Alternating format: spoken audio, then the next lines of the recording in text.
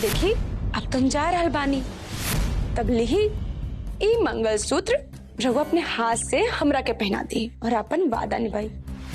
लिही पीहू के पापा। पहनाओ तनी, लेकिन हमार एगो और शर्त बा। आप कौन शर्त? आप कौन शर्त? आप कौन शर्त?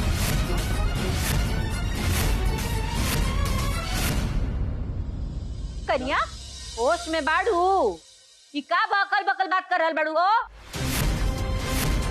अम्मा जी हम पहले बेहोश रहनी है लेकिन होश में तो अब आइल बानी। अब आइल बानी।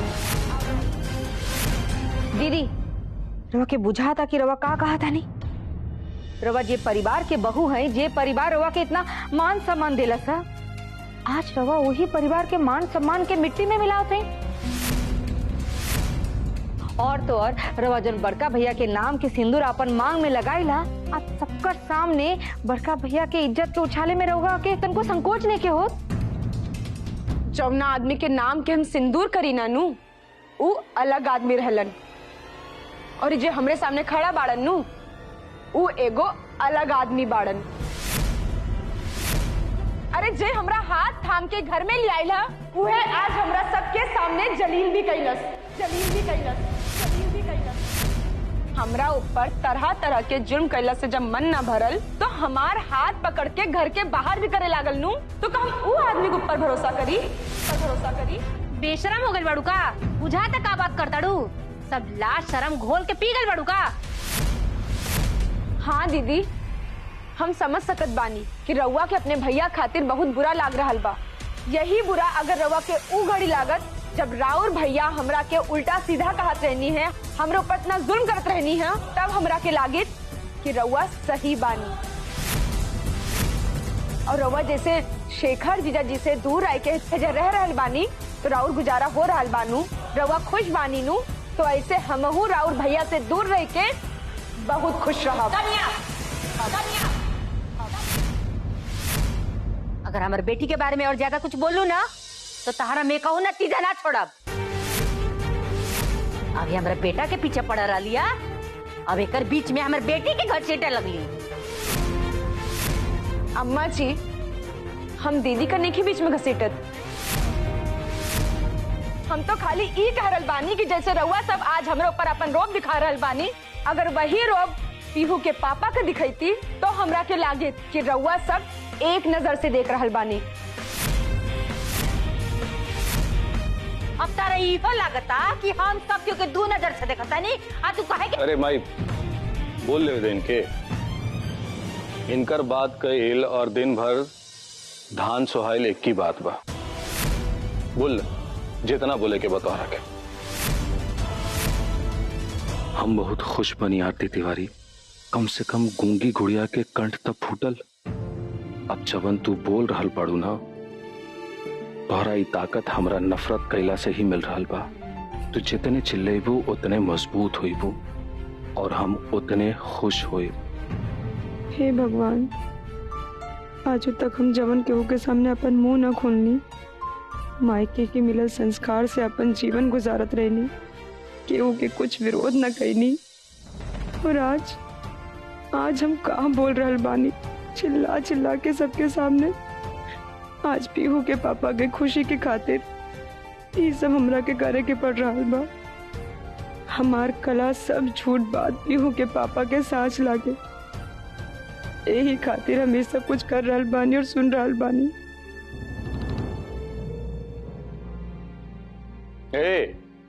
आरती तिवारी, तोहरा का पूछा था कि तू इन जैसे घर से चल जेबू तो हमनी के उपवास पर आ जाए जी। अरे तू चल जेबू ना तो हमनी सबके माथा का दर्द कम हो जाए, इस तिवारी परिवार में हमेशा खातिर खुशहाली आ जाए। अरे उत्सव मनावल जी, उत्सव। गंगापुर पंचायत का लोगों के बुला के इन जग सबके भोज खियाई बम। तोहरा का लगत कि तू इन जैसे जेबू और जाके ब्याह करके महारानी बन जेबू? अरे तू इन जैसे जाके केहू का महारानी बनबू कि नाली साफ करबू ये हमरा नहीं पता, लेकिन हम गोदावरी का संगे और माते के लेके देश विदेश का यात्रा कराब। हमरा बतावा पीहू के पापा कि रउआ सब भी हमरा से इहे सुनल चाहतानी कि रउआ बगैर हमहू इहे सब करब, लेकिन रउआ बिना तो हम कुछ सोच भी नहीं खी सकत। कल तो बहुत दूर के बात बा पीहू के पापा। पीहू के पापा रउआ भरम पाल के मत रही कि रउआ देश विदेश घूमब और हम एहजन नाली साफ करब। अरे हम रउआ से बढ़िया जिंदगी जी के दिखाई। इस 4 दीवारी के चौखट जैया नांग के चल जाए नू, वो दिन के बाद हमहू एगो आजाद पंछी की तरह उड़त फिरब। एजा हम ऐसन घुट घुट के ना मरब, और ऐसन भी नहीं खे कि हमरा से बिहार करे वाला के अकाल पड़ गई बा। और अभी सब कोई देख ली ही, ना सिर्फ हम घर छोड़ के जाए बल्कि इनकरा से अच्छा मर्द खोज कर ओकरा साथ घर बसा के भी दिखाई, घर बसा के भी दिखाई, घर बसा के भी दिखाई। अच्छा तो तोहरा इतना हिम्मत बढ़ गई बा? अमर इनकरा से ना हमरा के बात करे था। हम जानता नहीं इनकरा से कैसे बात कर जाला, ये हमरा कभी जानत नहीं खी। का कन्या तू ही बताओ पहले, तू कोनो अप्सरा हो हाँ कि राजकुमारी हो कि तारा खातिर राजकुमार लोग लाइन लगा के बैठल बालो? अपना गुरु रहल हा तो अपना खातिर स्वयंवर रचा ले तू। हाँ बाप के पास इतना 4 गो थान देवे के बेवत ना रहल हा, 4 गो साड़ी झापी में दियाई अपने रहल हा तो आ जाई तू उड़न खटोला में अपन विदाई करवा के। तब नु हम जानती कि हमारे बेटा वाले तारा के अच्छा लड़का मिल जाए और तारा के तरहती पे ले लेके घूमित बात कर रहल बड़ू। अरे माई लगा था ढंग से अपन मुहवा नहीं की देख ले तब भी बिया करे जातड़ी।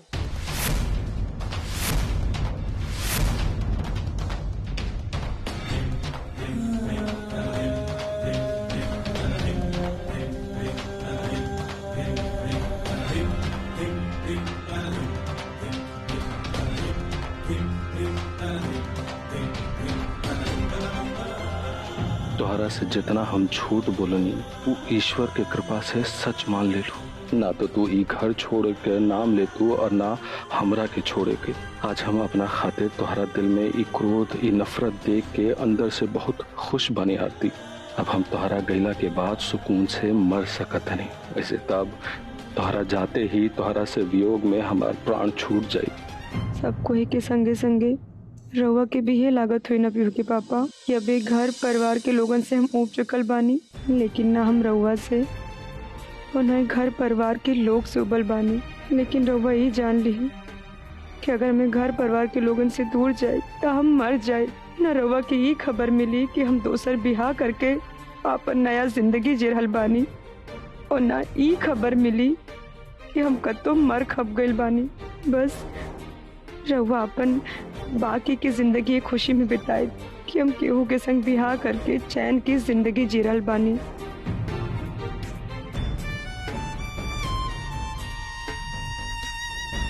हम भले ये जन्म में बिछड़ रहल बानी तोहरा से, लेकिन हर जन्म में हम तोहार संग मांगब ईश्वर से आरती। अब जब भी हमरा के जन्म लेना पीहू के पापा, हर जन्म में हम रउआ के अपन जीवन साथी बनावे खातिर व्रत त्योहार करब। हे देवी मैया, अगले जन्म में हमरा के ऐसा नसीब दिया कि एह जन्म के अधूरा छूटल सेवा अगला जन्म में पीहू के पापा के सेवा करके पूरा कर सकी। पीहू के पापा के सेवा कैला में ही हमरा मोक्ष बा। देखा अभी हम जिया तनी मोरी नहीं खिजात, हम हो देखा तारा के बुझलू कि हमार बेटवा के गोड़ के धोनो वाला तारा के मिलता कि ना बात करता रू। स्वयंवर चाहिए हाँ राजकुमार से बियाह करी है और दोसर मेहरारू रहित ना तो तार मुंह नोचलीत आई खोबड़ा तार देखे लायक ना छोड़ित बुझलू नु। निकाल बुके नहीं यहाँ से निकला अभी, ये तो तार आकी बाकी सब हम पूरा कर दे। निकला निकला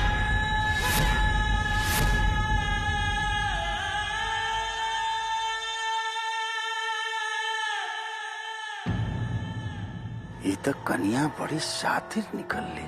अब इतना जल्दी तो हम अपना घर में अभी तक केहू के प्रधानी खातिर तैयारों नहीं की गई, और ये कन्या घर छोड़े खातिर तैयार हो गई।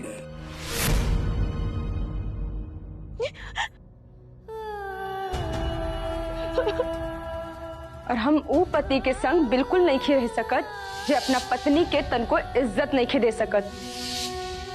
और ना सिर्फ हम घर छोड़ के जाए बल्कि इनकरा से अच्छा मर्द खोज कर ओकरा साथ घर बसा के भी दिखाई।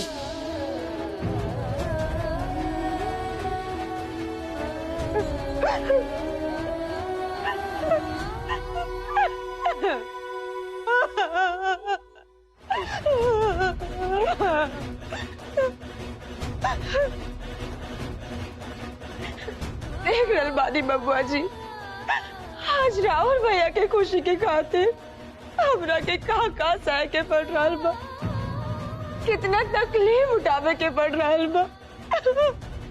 जवन चीज हम कभी सोचले भी ना रहनी है वो कहे के और सुने के पड़ रहा बा। और अगर मैं घर में मर भी जाती नू तब वो नहीं से बात कहती, जवन बात आज हम के पापा के बोलनी है। हम तो बस इतने जानता नहीं फौजी कि राहुल और भैया के जोड़ी भगवान बहुत सोच समझ के बनैले हुई हन। काहे कि जितना रहुआ दिल के अच्छा और बड़ा इंसान बारी ना, उतना ही दिल के सच्चा और अच्छा हमार भैया भी बड़ा। लेकिन पता नहीं में केकर रहुआ दोनों आदमी के जोड़ी के नजर लग गई।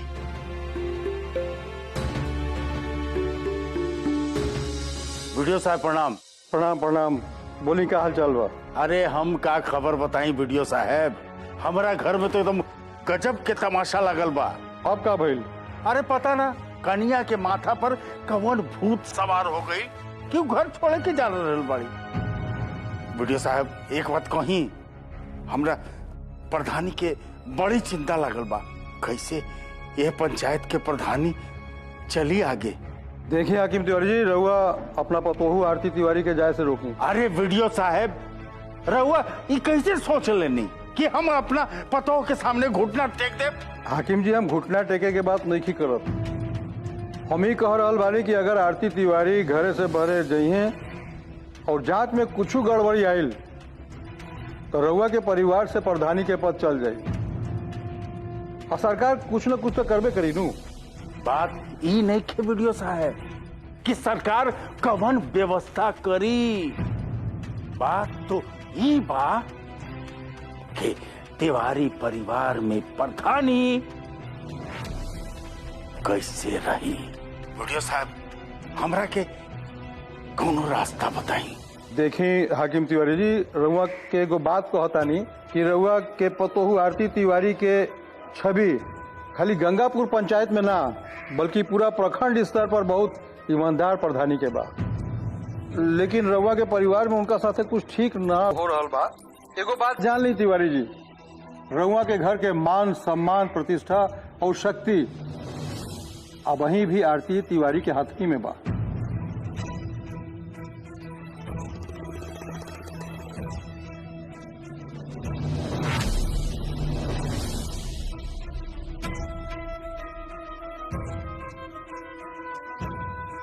प्रणाम।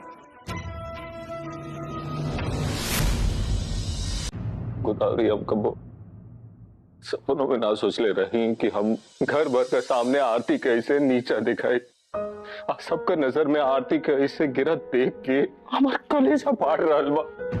हम ना जानत रहिया कि कैंसर से मरे से पहले हमरा के ऐसा मौत मरे की पड़ी। गोदावरी, आज भले ही परिवार में दुख बा, लेकिन इस दुख में भी हमरा के एगो उम्मीद का किरण दिखाई देता।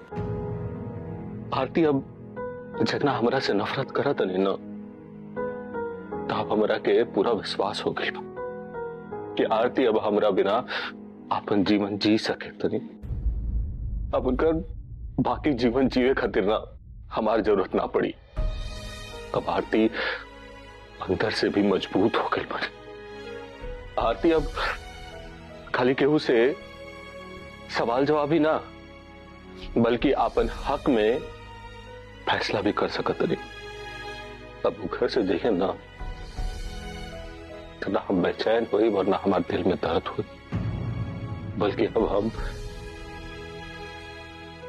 सुकून का साथे मर सका और वो हमरा बगैर अपन नया पति का साथे आनंद का साथ जी सकिया। ठीक कह रहे हैं आप अमर जी।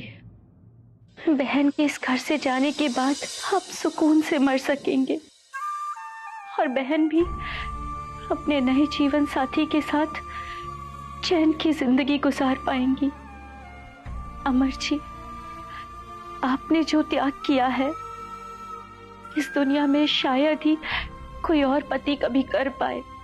लेकिन एक बात और अमर जी, आपको एक काम और करना है, वो भी आप ही की जिम्मेदारी है।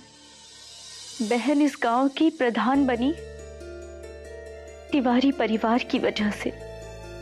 फिर चाहे जो भी हुआ हो, वजह चाहे कोई भी हो, उनके ऊपर जो केस है अभी तक उसका निर्णय नहीं हुआ है। अमर जी, आपको बस वही केस खत्म करवाना होगा जिससे बहन अपनी आगे की जिंदगी आसानी से जी सके। उनकी जिंदगी में आपके जाने के बाद कोई और परेशानी नहीं आए। और अमर जी, अगर उन पर केस चलता रहेगा तो उनसे कोई और शादी भी कैसे करेगा?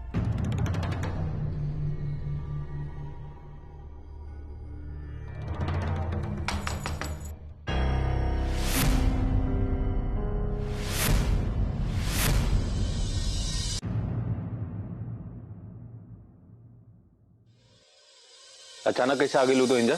रउआ चिंता ना करी पीहू के पापा। हमरा के मालूम बा कि जब एगो पति पत्नी कमरा में रहलन नु तो दरवाजा के खटखटाकर अंदर आवे के चाहिए। तो हम पहले बाहर दरवाजा खटखटाइनी, हाँ, फिर थोड़ी देर रुक के इंतजार करनी, हाँ, ओकरे बाद ठीक बा। का बात बा? पीहू के पापा, अब हमरा मन के अंदर रउआ के प्रति खाली घृणा और क्रोध बा और कुछ हो नहीं खे। लेकिन हम बस ये चाहत बानी कि हम जब घर छोड़ के जा रहल बानी तो राउर शर्त भी पूरा हो जाए घर छोड़ के जाए वाला। तो रउआ ये शर्त चौना बदला में रखले रहनी हनु, तो हम उहो पूरा करवा ले। अब देखी ना, हमरा गला में अभी पुराने वाला मंगलसूत्र बा जवन रउआ खिसिया के तूड़ देले रहनी है और ओकर सब माला इधर उधर छितरा गल रहनी। वो का बाना, ई मंगलसूत्र के लेके हमरे दिल में इतना श्रद्धा रहा है कि हम एक एक मोती चुन कर ई मंगलसूत्र फिर से बना लेनी। और देखी, हम एकरा के पहन भी लेनी। लेकिन जब हम राउर शर्त मान लेनी तब रउआ भी अपन वादा निभाई। ई नईकी दुल्हन के दिहल नवा मंगलसूत्र रउआ अपने हाथ से हमरा के पहना दी। ई मंगलसूत्र हम ऐसे पहले बानी कैसे कि अभी हम तलाकशुदा नहीं खीनू। अगर हम तलाकशुदा रहती नू तो ये मंगलसूत्र ना पहनते। अरे नया ब्याह कैला के बाद अपना पति के हाथ से नवा हीरा जड़ावल मंगलसूत्र पहनती। लेकिन रउआ चिंता ना करी, जब मेजा से अपन नैहर जाए नू तो रउआ के तलाक के कागज बना के भेज दे। और हम तो अनपढ़ गंवार बानी तो हम उनमें अपन अंगूठा के ठेपा लगा के भेजब। रउआ तो पढ़ल लिखल बानी नू, तो रउआ मैं दस्तखत करके डाक से हमरे लगे वापस भेज दी है। ठीक बा ना पीहू के पापा? और ओकरा बाद रउआ चैन की बंसी बजावत रही। और हम अपन बिहार खातिर अपन मन लायक लड़का खोजब। अब का बानू, पहले तो बाबूजी अपना दोस्ती के खातिर हमार बलि चढ़ा देलन। लेकिन रउआ ई जान ली कि जब हम अपने मन से ब्याह करब ना तो पहले ही सब कुछ जांच पर रख ले। कहीं लड़का गांजा शराब तो नहीं पियत। 10 गो लड़किन के लेके कहूँ बाइक पे लहरिया काटत तो नहीं घूमत। और वो यहाँ के बाद खाली हमरे हाथ के खाना खाई कि कहूँ इधर उधर होटल बाजी करे के निकल जाई। अरे हमहू घैला मटका जैसे ठोक बजाए के लड़का देखब ओकरे बादे बिहा करब। बहन, कहीं आप ऐसा तो नहीं सोच रही कि आप शादी नहीं करेंगी? नाना नहीं की दुल्हन, बिहा तो हम करब, लेकिन तब जब हमरा के पूरा विश्वास हो जाए कि कहीं उ बीच मझधार में हमार साथ न छोड़ दे, ओकरा बादे हम ओकर अपन पति बनावे खातिर तैयार हुए। अच्छा भी सब छोड़ी ना, देखी अब तुम जा रहल बानी, तब लिही ई मंगलसूत्र रघु अपने हाथ से हमरा के पहना दी और अपन वादा निभाई। लिही पीयू के पापा, पहनाई।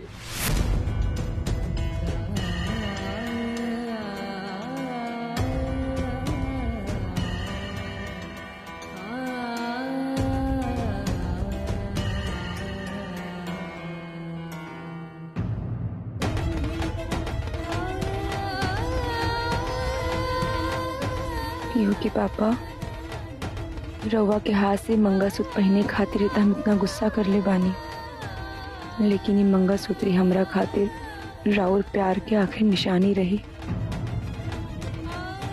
आखिरी बार तोहरा के अपना हाथ से मंगलसूत्र पहना रहल बनी। पता ना कल तू कहाँ रहब, लेकिन जहां भी रहिए हमारी प्यार याद रखिए आरती।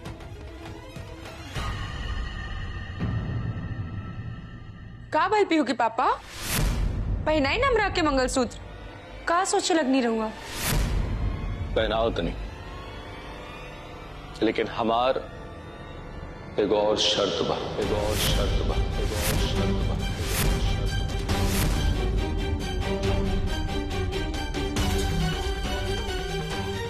आप कौन शर्त? आप कौन शर्त?